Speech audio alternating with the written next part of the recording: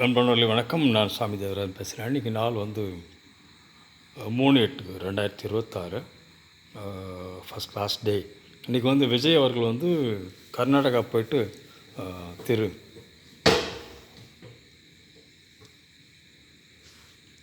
Decay Shivakumar honourable chief minister of கர்நாடகாவை சந்திப்பதாக இருந்தது, சந்தித்து பேசுவதாக இருந்தது.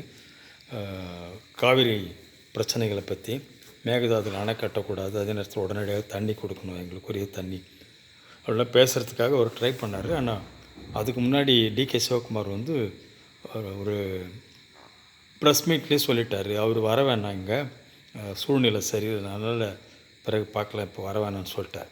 ஆனால் அவர் சொல்லி முடித்த கொஞ்ச நேரத்திலே வந்து கர்நாடகாவில் பெஞ்ச கனமழை காரணமாக கபினி அணையை திறக்க வேண்டியதாக போச்சு.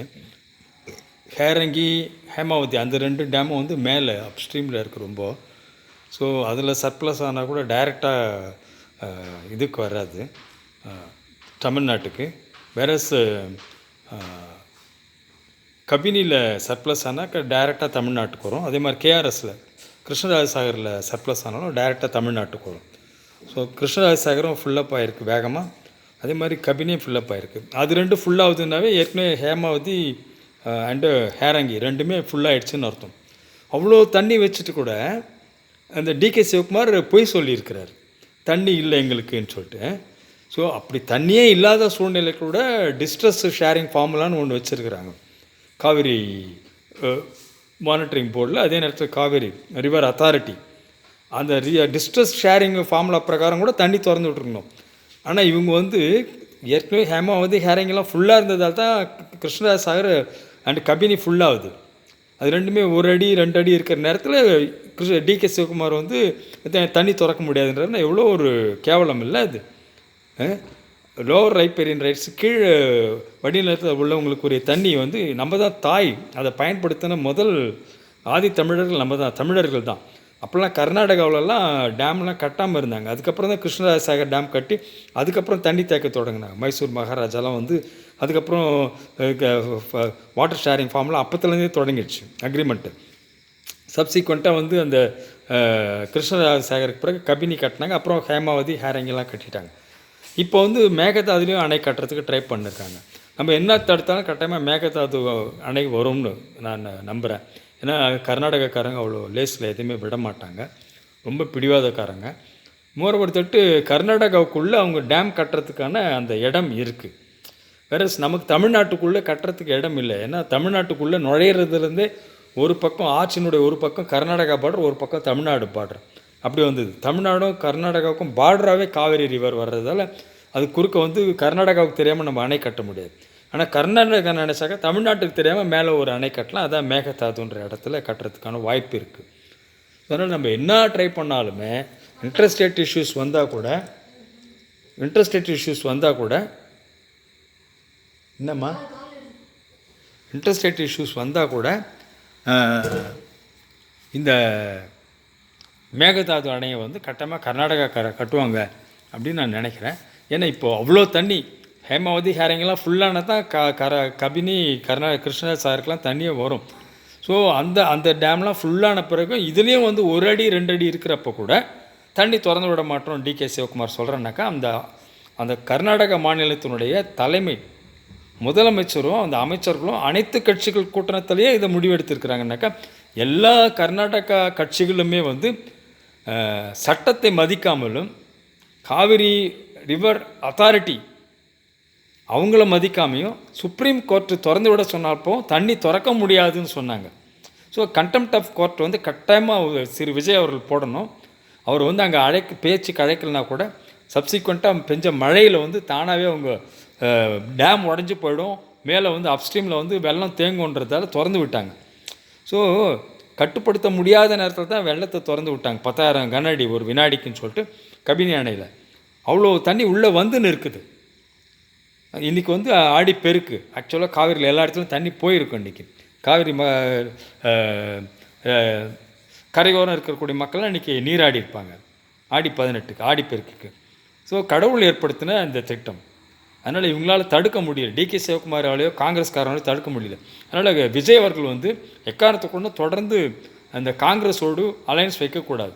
அந்த 5 எம்எல்ஏக்களுடைய சப்போர்ட் வேணான்னு சொல்லிட்டு அவங்க கூட்டணியிலேருந்து அவங்கள விளக்கணும் காங்கிரஸை. அது மட்டும் இல்லாமல் அந்த 2 பேருக்கு கொடுத்துருக்க அமைச்சர் பதவி, அவங்க இந்த 2 பேருடைய அமைச்சர் பதவியும் விஜய் வந்து பிடுங்க வேண்டும் என்று திரு விஜய் மாண்புமிகு தமிழக முதல்வர் அவர்களை அன்போடு கேட்டுக்கொள்கிறேன். அதுக்கு ஆவணம் செய்ய வேண்டும் என்று எதிர்க்கட்சி தலைவர் அவர்களையும் அன்போடு கேட்டுக்கொள்கிறேன். இந்த நேரத்தில் வந்து காங்கிரஸுடைய டபுள் ஸ்டாண்ட், எப்பவுமே காங்கிரஸ் வந்து உச்ச நீதிமன்றத்தை கூட மதிச்சது இல்லைன்றதுக்கு ஒரு உதாரணம் இது. இதே மாதிரி தான் எஸ்எம் கிருஷ்ணா வந்து முதலமைச்சராக இருந்தப்போ கர்நாடகாவில் அவரும் அதே மாதிரி வந்து சுப்ரீம் கோர்ட்டு திறந்து விட சொன்னப்போ கூட அவர் திறக்கலை தண்ணியை. அவர் திறக்காதப்போ தண்ணி இல்லாமல் இருந்தது, உண்மையாகவே குறைவாக இருந்தது. இப்போ தண்ணி எல்லா டேம்லையும் ஃபுல்லாக இருந்தப்போ கூட நான் திறக்க மாட்டேன் டிகே சிவகுமார் சொல்லியிருக்கிறாரு. ஆகவே கண்டெம்ட் ஆஃப் கோர்ட் கட்டாயமாக விஜய் அவர்கள் போடணும். அதுக்கப்புறம் மேகதாது அணையும் கட்ட விடக்கூடாது. அது உரிய அழுத்தம் வந்து சுப்ரீம் கோர்ட் மூலயமா கொடுக்கணும் கர்நாடகா கவர்மெண்ட்டுக்கு அன்போடு கேட்டுக்குவேன். ஆனால் அந்த எஸ்எம் கிருஷ்ணா வந்து கர்நாடகாவை வந்து இது மாதிரி டிஸ்ஓபே பண்ணால் கூட அவர் ஃபர்தராக சென்ட்ரல் மினிஸ்டராக கூட ஆனார்.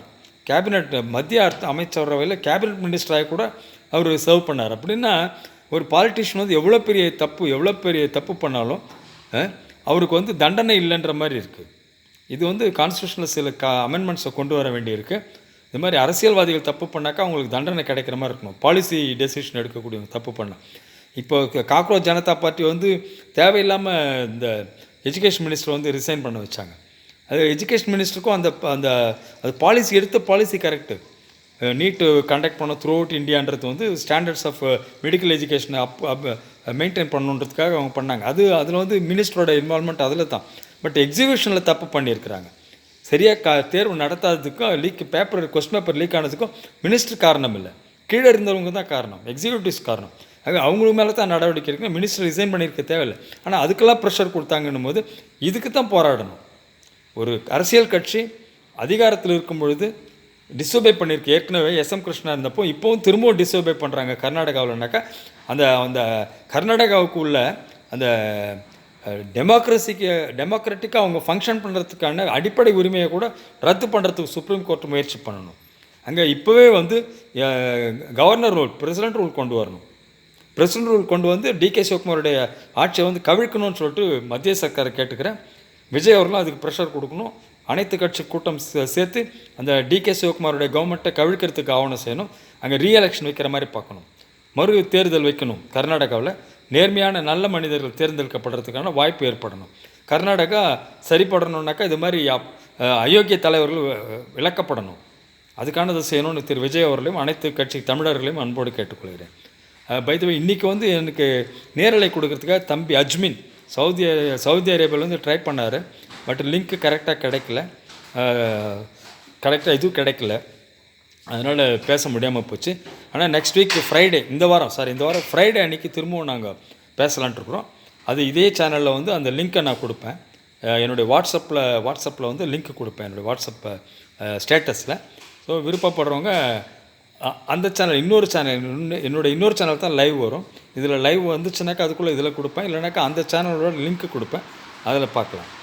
ஸோ அநேகமாக ஃப்ரைடே அன்றைக்கி நைட்டு 10 o'clock நானும் தம்பி அஜ்மினும் இமாச்சல் ரூலரை பற்றி பேசுவோம்.